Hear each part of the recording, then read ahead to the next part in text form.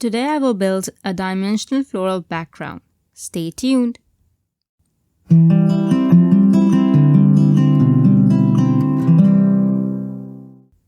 Hi there everyone, welcome to Creative Coloring with Erum. I will be using paint flower carnations today. I already went ahead and stamped the image several times on A2 watercolor cardstock. I will be fussy cutting these images out after I'm done coloring. You can see that I have stamped some images off the edge, and that is okay. I was just trying to use as much of the free space as possible. The way these images will be arranged later on, the ones that are off the edge can be used in the same manner that they are stamped in. I'm going to color the green bits in Tropical Forest watercolor. I'm using the Artists Watercolor palette to color my images today. First, I'll apply water to the stem. Right now, I'm going to color 3 stems at the same time. So I'll add water, then a light color wash of Tropical Forest. I'll apply more pigment on the receptacle, the beginning of the stem, that is. Then I'll apply a darker pigment, Green Meadows. And this I'll add as stippling instead of adding it as a wash or a smooth layer. I'm doing this to add texture.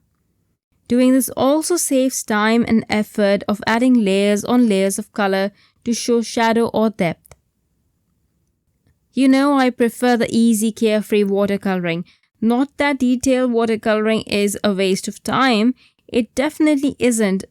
I've shared several such videos in the past, but this look is very helpful when you are on a time crunch or you are coloring multiple images like I am doing right now. For the flower, I'll start by adding concentrated cherry blossom pigment in the nooks, that is the beginning of the petals, where the petals are attached to the flower center.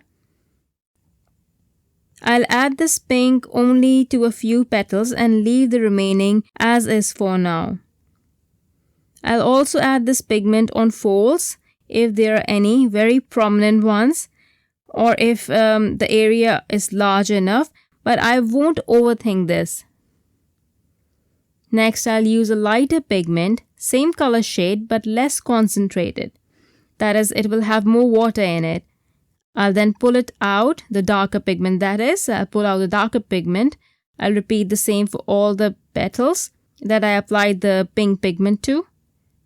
The rest of the leftover petals, these I'll color in shades of purple.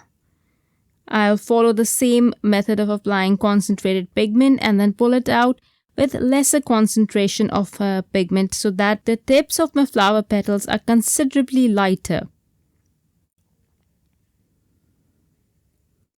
All flowers are colored more or less the same way.